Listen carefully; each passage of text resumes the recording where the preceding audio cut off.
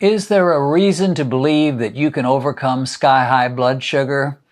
Yeah, there is definitely a reason. The evidence is all over the place.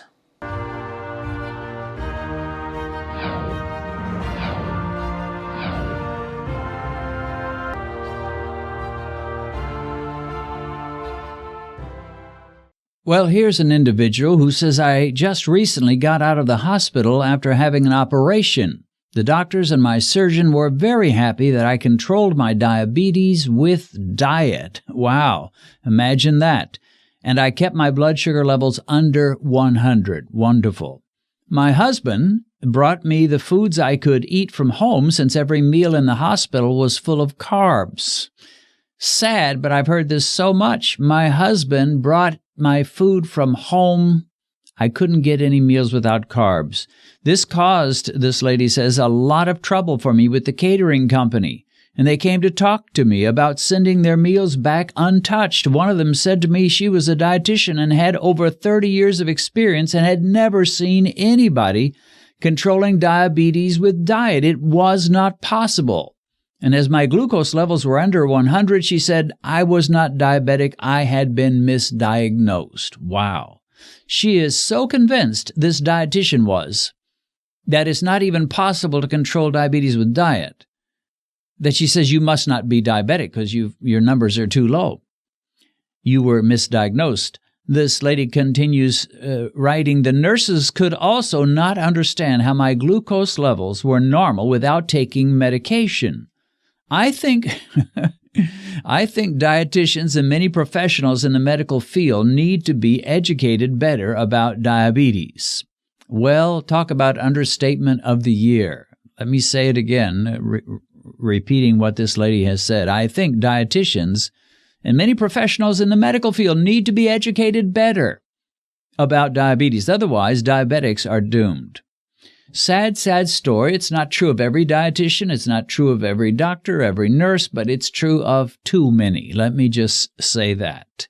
And these folks that need a little better education could start just by reading the comments under my videos. They wouldn't even have to watch the videos. If they just read the comments, they would find a lot of great inspiring stories and testimonies of victory, victory, victory over diabetes. It reminds me of some of the. I did a video about atheism and why it's really illogical to suggest that you are so knowledgeable that you can say definitively there is no God. But anyway, I had atheists who declared they saw no evidence for God, and I didn't try to debate them. I don't try to argue with them. But in one case where a guy told me flat out, I've never seen any evidence for God, I simply responded with 2 words. I have. I've seen that evidence in my own life, in the Bible, in nature. Now, why am I saying all this? Well, there are some people like this dietitian that are saying, I've never seen any evidence you can beat diabetes. And my response could be 2 words. I have, in my own life, and among thousands and thousands of comments and all these people.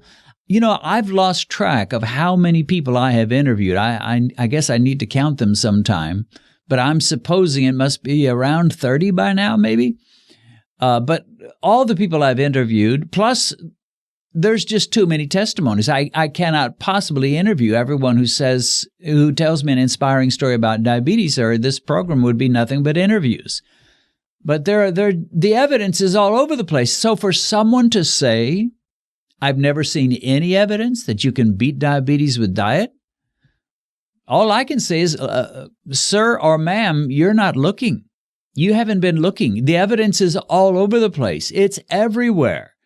And my little channel is just one example. There are bigger channels than mine, and there's all kinds of doctors saying it. There's big conferences like the Low Carb Under in Australia, I think they have every year, where they get people to share their stories and doctors to share their successes. It is everywhere. So if you want evidence, it's there, my friend. But you got to do a little bit of looking for it.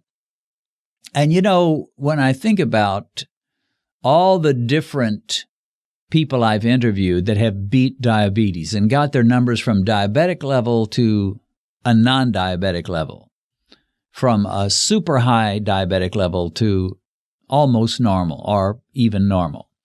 When I look at all those testimonies, there's one thing these people had in common, and that is they almost always say, I started to research. I'm beginning to love those words.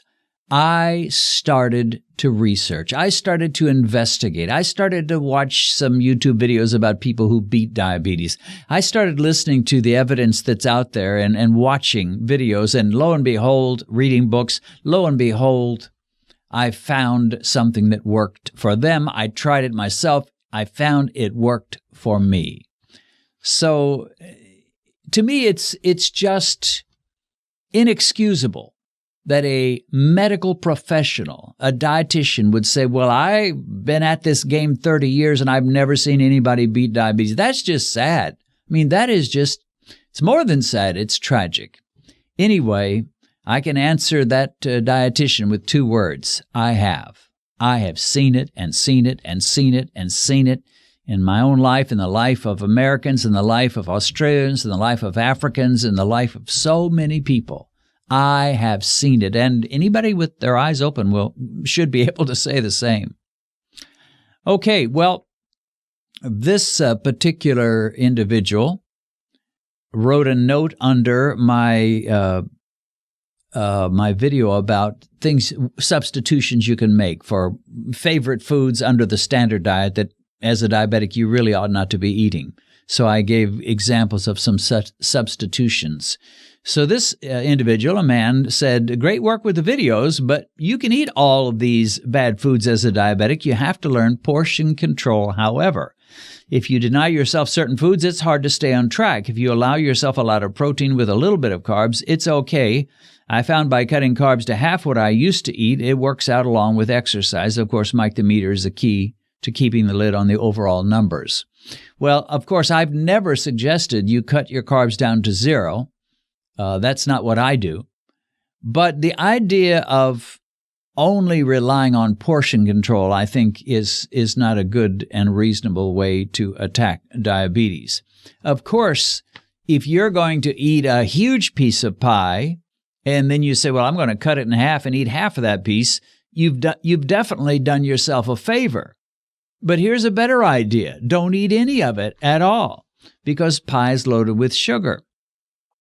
And the problem is, like, if you say, okay, I'm going to have some rice, but I won't have as much as most people do. I'll have a smaller portion. And then I'll have some beans, and I'll have a smaller portion. And I'll have a piece of bread, but I'll have a smaller piece of bread or a half a piece of bread.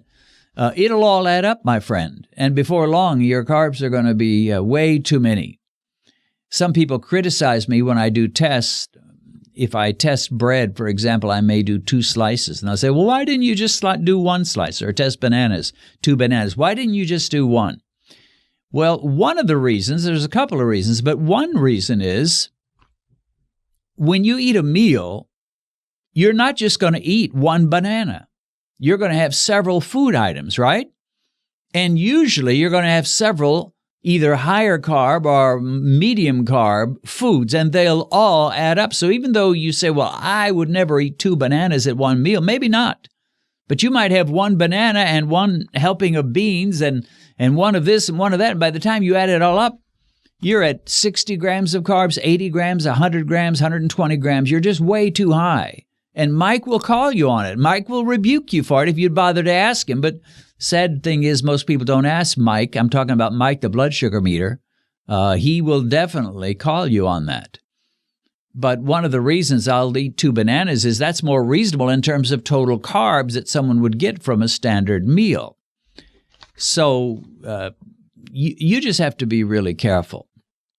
And again, when you're in a fight for your life, and believe me, if your A1C is anywhere over 7, even 7 is bad, but if it's over 7, it's 8, 9, 10, 12, you're in a fight for your life, my friend. You're destroying your health. You're destroying your body. You're ruining your organs. You're spoiling your kidneys every single day, a little bit more, a little bit at a time. You're in a fight for your life. That's not the time to be moderate. and play by some rules somebody set up 100 years ago or 50 years ago that have never worked for anybody. It's time to get ruthless and radical and aggressive. Now, once you get your A1C down to a reasonable number, and by reasonable, I would say in the 5s and preferably mid to low 5s, then you might say, well, I think I might be able to fit in a small portion of beans, or I might be able to fit in a half slice of whole wheat bread, especially if it's a lower carb bread. But when you're first attacking diabetes, it's really no time to even try to be moderate or think that portion control is the total answer. It's not. You need to take out the big weapons, the powerful weapons. And that's going to mean slash those carbs.